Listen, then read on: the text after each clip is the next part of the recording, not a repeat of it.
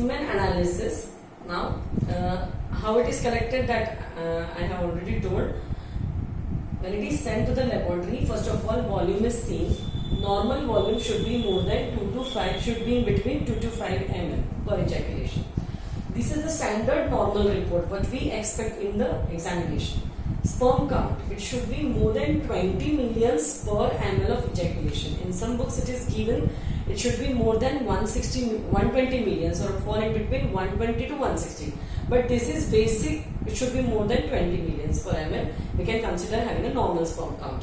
Morphology of the sperm, there is head, neck and tail. Now, this, if it is there, it is an intact normal having external morphology, should be more than 50% of the sperm normal. Motility, it should be forward motility, it should be forwardly moving sperm, should again be normal more than 50%.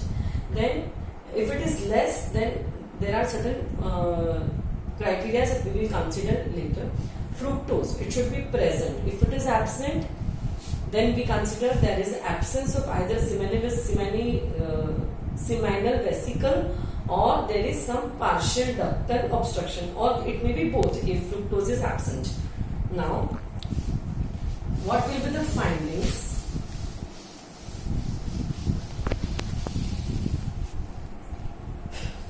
Now, certain conditions are there.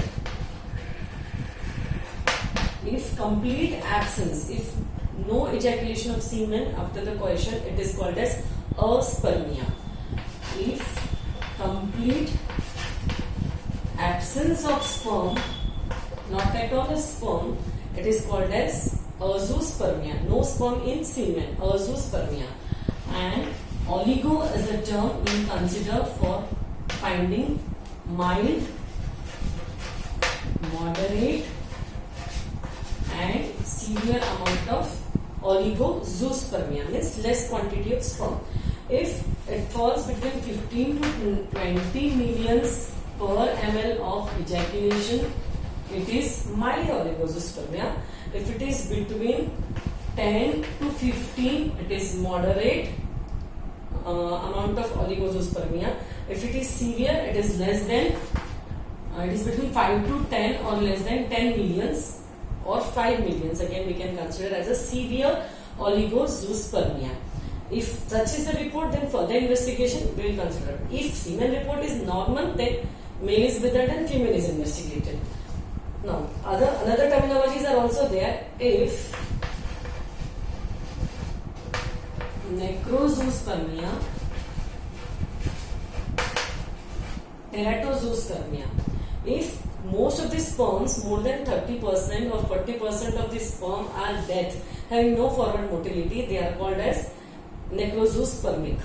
If abnormal number of sperms are more compared to normal number of sperm, again more than 30-40%, then it is called as teratozoospermia. Sometimes it is asthenozoospermia, very much weak, astheno, terato and necro. These three things can be seen together in the report as astheno, necro, teratozoospermia. So this is all about normal semen report. Mild, moderate, severe, if anything is the finding, we'll investigate further. That is number 2 investigation. One can go for vasography.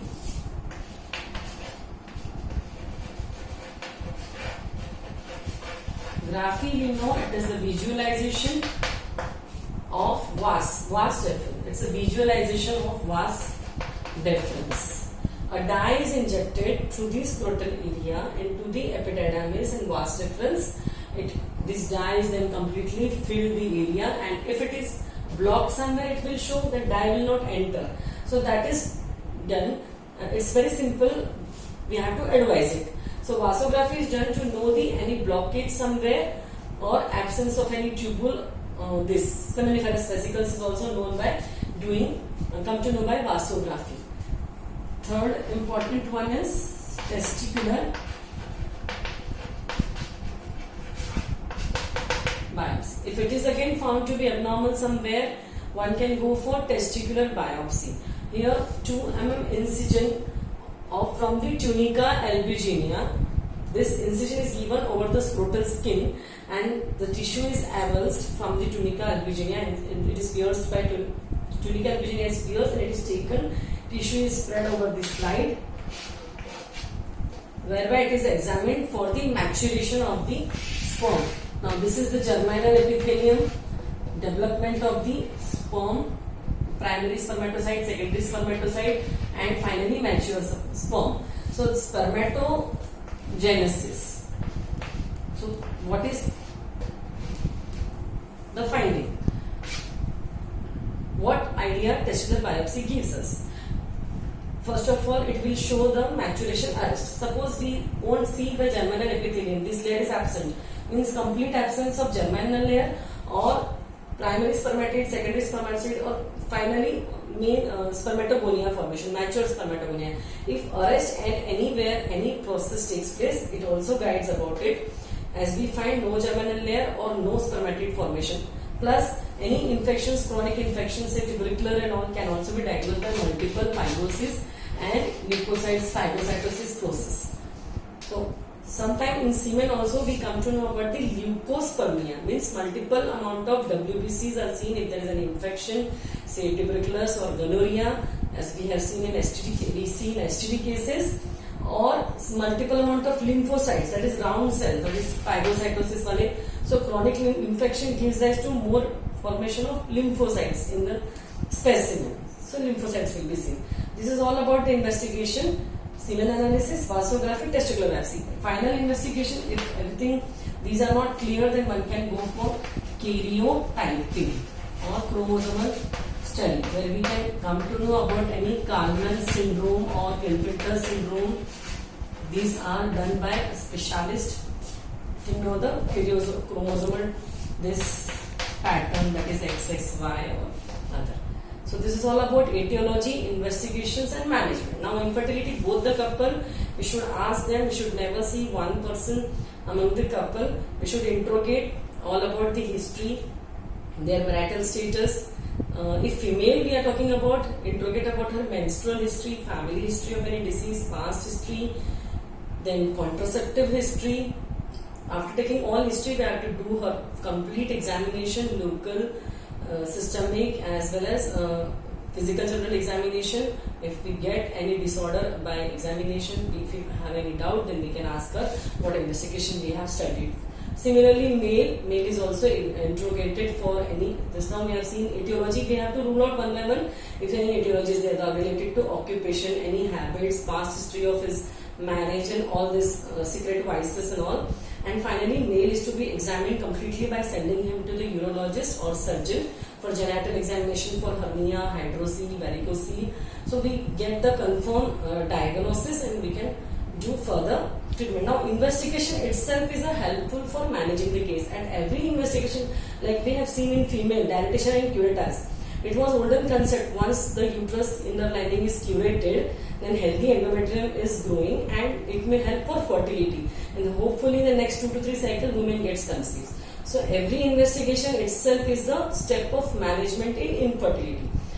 Rest management is, advanced management are also there, and we can manage by our homeopathic medicines, which we'll be taking later. Homeopathic management, we have a lot of remedies and a very good scope to to correct the anovulations in female as well as oligozoospermia in males. But advanced treatment modalities can be given if there is pre-testicular disorder, in cases of testicular disorder, in cases of post-testicular disorders. So in these disorders, the treatments are like balloon, this in vitro fertilization is given for female tubal blockages. IUI, that is intrauterine insemination, is also given. These are the higher advanced modalities which comes under the heading topic of the fetal medicine. So medical science is so much advanced nowadays, so infertility is rarely a problem for a couple, but still 10% of the cases which comes under the heading of unexplained, or you can say idiopathic infertility. So it requires some hamster oocyte penetration test, which we have to confirm, which may also give a false positive and false negative result. I hope you understood the topic infertility. You can ask me any queries if you have.